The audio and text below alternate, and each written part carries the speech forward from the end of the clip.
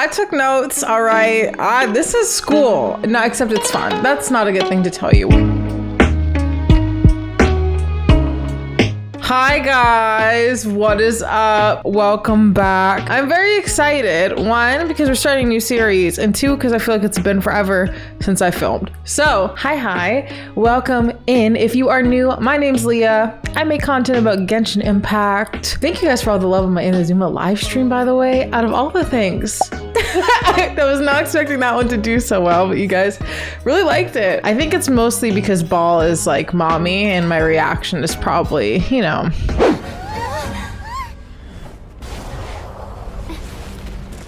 What? She's so cool. Oh my god, she's so cool. I'm freaking out. Next time, I will strike twice.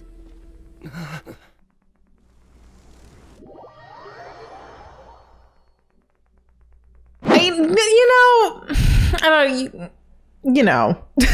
Anyways, enough about me. You can check out my socials. We'll pop them up here. If you want to come hang out in my Discord, make sure you come do that. There's a lot of other Genshin Impact lovers in there as well. And also, I'm going to start posting my builds on my Instagram because I get asked about them a lot. All right, let's just jump into it. Today we are starting the Genshin Impact Manga series, or Webtoon, whatever you'd like to call it. Basically, I'm going to read the Genshin Impact Webtoon so you don't have to, all right? And I'm going to summarize it for you, give you all the important details that you need to know if you're interested in Genshin lore. And obviously, if you'd love to read the Webtoon, highly recommend it. It's linked down below. And no spoilers in the comments. I will be extremely upset with you, all right? No, I'll probably have read it by the time you comment, but other people have it, so relax, all right? I took notes, all right? This is school. No, except it's fun. That's not a good thing to tell you. Today, we're going to be summarizing and talking about the prologue to the Genshin Impact Webtoon, Songs of the Wind, parts 1 and 2. That's right, I'm spoiling you. Let me set out the key players for you. Right off the bat, we have Vennessa. She's important. She's not in the game, but she's important, so listen up. And then also Venti. So let's get into it. We have Vennessa here, who wakes up her, I'm assuming her little sister, Lind. Lind's clearly like kind of sick because they're talking about getting herbs. I think that she's ill, so I think that's why they're kind of helping. And then Vanessa's like, I hope you had some herbs.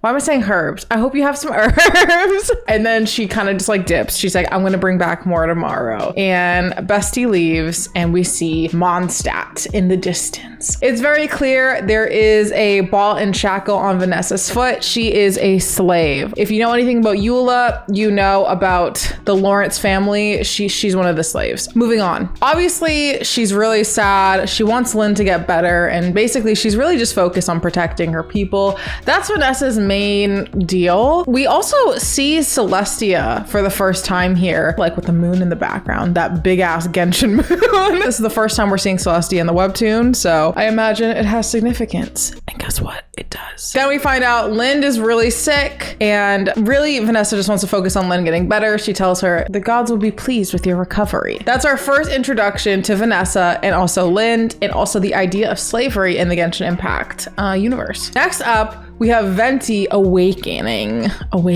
He awakens, all right? He awakens in his current human form. I know a lot of you guys have seen like the little sprite, but he awakens in human Venti god form in a very beautiful animo light style. He awakens with the line, how long have I slept? So signaling that Venti has been gone for quite some time. And we'll touch on that later.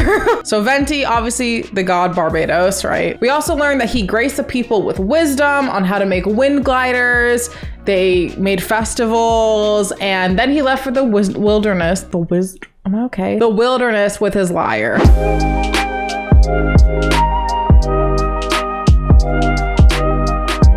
First off, a little first impression of Venti. Bro, you're just gonna like teach them how to do some cool, like fun shit and then leave? I mean, if that's not the most Venti thing I've ever heard, I don't know what is, but if that is proper god behavior, is up for debate. Let me know what you think. Then we meet the Lawrence clan. We are just so beautifully introduced to these awful people. So we meet the Lawrence clan. This is Eula's family, right? This is Eula's ancestors. All you really need to know is they're super tyrannical and they're awful people, all right? They're awful dictators. They're horrible people. They're horrible to the people of Mondstadt. They basically ruined what used to be Mondstadt, I'm assuming, because Venti obviously wanted it to be free. Totally ruined it, and now they're ruling Mondstadt. And no one's allowed to have fun except these ugly people, okay? I said it, they're ugly. I don't know how Eula came out of this lineage, but they're not serving looks. Okay. Also here we have a mention of Ursa the Drake as an evil dragon, which we will also talk about later, but just put a pin in that. Put a pin in Ursa the Drake. After that little splash page about the Lawrence clan, we get to see Venti in like full current bard Venti. Hello? We get to see Venti in like full current bard Venti form. You know what I mean? Like we get to see the whole deal. And he's just being annoying. Like there's this guy, we'll call him Apple Guy because he's like selling the apples or whatever. And basically Venti's like, haha, you like the song? Give me apple. I don't understand how the broke gods make no sense to me anyway. Just like buy an apple, Venti. Like hit up Zhongli and ask for more. Anyways, moving past this. Basically the Apple Guy kind of just like slightly mentions that he's like, not everyone's as nice as me, dude. You're like weird. Apple Guy basically also mentions that no one's sang the songs that Venti sings in a while. So it's kind of ticks off a little bit about current state of Mondstadt isn't looking too good to Venti. Then they talk about Ludi Harpastum. If you've done the Klee story quest, I think Klee says it's her favorite holiday. I think Barbara makes her a Harpastum, like that ball. That's what we're talking about here, Ludi Harpastum. So it's 15 days of games, joy, fun, and it's a festival that's mainly for the children. So basically Venti's very excited about Ludi Harpastum. It's the festival that he taught them to celebrate, and he loves it. There's a game in which the champion of all of the games will choose a young woman, and she'll throw the Harpastum into the crowd, and whoever catches it will receive a year's worth of good fortune. So they just pick a pretty girl, and then she throws a thing, and then whoever gets it gets amazing things. Feels very spiritual, but we learn that it hasn't really stayed that way. So we learn that every year, young Lord Lawrence, this little whiny little, listen, problems with this guy, all right? I got mad problems. He cancels the games and just chooses whatever girl he wants, and then I'm not even gonna, I don't need to say what happens, you know. Fuck young Lord Lawrence. I'm not gonna get into my Eula opinions, but that's why I didn't feel that bad for Eula. Like her ancestors were awful and I didn't forget. That's just one example of how awful these people are. The festival commences. It's not really a festival, and the ball is thrown and Venti picks it up. And young Lord Lawrence, this man is not pleased, bro. He is not happy. But Venti spits some bars and drops a fire diss track, okay? Right in his face! Right in his face, all right? And Venti says, hold on, I should probably play the music. Wait a minute. I can't find your name on this ball. Thus spake the rules, ancient and clear. The one that picks up the ball deserves a prize and some beer. Yeah, I'm Venti the Bard, traveling musician and rhyming star. Wow, impressed I may be. This ball, it belongs to me. That's it. That's what happened. That's a very accurate depiction. Anyways, my boy, Lord, I'm not calling him my boy. How disgusted. Young Lord Lawrence, he's like pissed, bro. He's very upset. So he is chasing Venti. Everyone is going after, not everyone, but like him and his guards, they're going after Venti. But then Venti bumps into Vennessa. She happens to be there. He realizes that she's a slave and he hides behind her as Lawrence and his guards chase after him. Then young Lord Lawrence, his name's Barca, I think. Barca yells at Vennessa and she just like stares at him. She's like, okay. Mad respect to Vennessa for just literally, if looks could kill. She absolutely just decimated this man. Then Vanessa's like, whatever. She goes home, gives Lynn the herbs that she was getting. The herbs. They're apples though. Venti loves apples. But anyways, brings Lynn back apples, and then she leaves Lynn to take care of her people. Then Barca confronts her again at night and tells her that he got his dad to buy Vennessa and all of her clan. And that's how we end Prologue Part 1. Don't leave, we're going to Part 2. I wasn't gonna split it up into 2 videos. Why are you leaving already? Relax.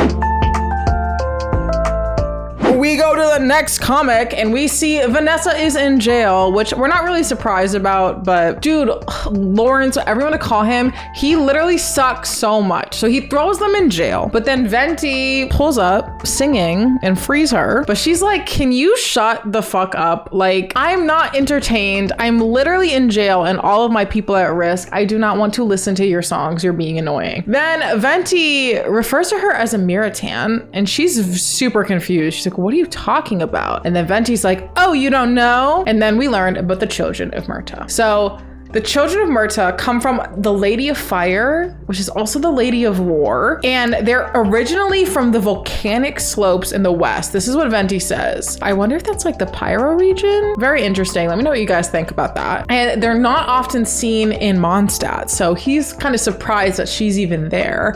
And that they're like a really small group that's blessed with like that really bright red hair, which I'm like, Diluc? Did someone say Diluc? So that's what he tells her about the Miritans. But then Vennessa explains her upbringing and she talks about how people were starving, they were wanderers, they were taught combat to survive, and that there's generations of people like this. And then we learn, like, how did they end up in Mondstadt? 10 years ago, remember that pin?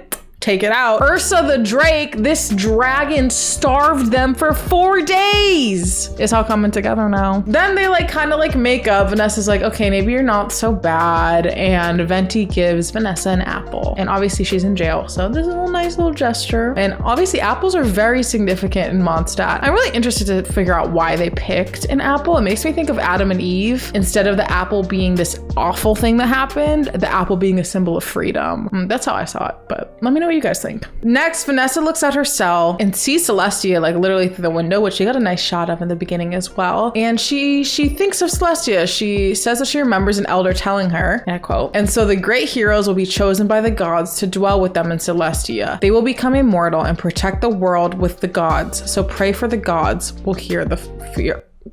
So pray for the gods will hear the faithful. So she asked him to tell her about Celestia. She's like, well, you know so much. What's good with Celestia? And Venti, he's thinking weird things, okay? This panel foreshadows, I think it's foreshadowing. It's like shadowing figures in red when he thinks of Celestia, which if you listen to our Iceberg series, I guess watched, I know we definitely talked in the comments about the theory that Celestia is a jail, like a prison. I feel like Celestia is not as good as we think it is. That was really weird that he had that little vision. And then he awkwardly laughs and just immediately changes the subject. And I'm like, what the fuck is going on in Celestia? Next up, Venti tries to get Vennessa to leave, promising her and her people freedom. He's like, let's go. I got you. Let's get out of here. You will be free. And Vennessa's like, no. First of all, who are you? And she's like, I've been promised such things from people before. It never works out. I'm not a fool. I'm gonna fight for my people. And then we learned she needs to win 12 battles in like this Colosseum type thing that the freaking Lawrence clan is doing. 12 battles to get her and her people freed. She's like, I'm gonna do it. And she says, promise freedom for free is a guise for more shackles, which is a bar, by the way. Vennessa's like so smart and so strong, which we're gonna get into even more. So Venti leaves. He's like, okay, bye. The next day, we see Barca wake Vennessa up and he's like, yeah, guess what? Remember how we said you were gonna fight? Yeah, we actually changed our mind and we're gonna make your whole family fight. So now Vennessa's like, what? It's not just my life on the line. I was completely okay with my life being on the line, but now my family's life is on the line too. Obviously, this is very upsetting. Then we see Lord Lawrence in all of his evil glory, a little better looking than his son, but still ugly. He tells Vennessa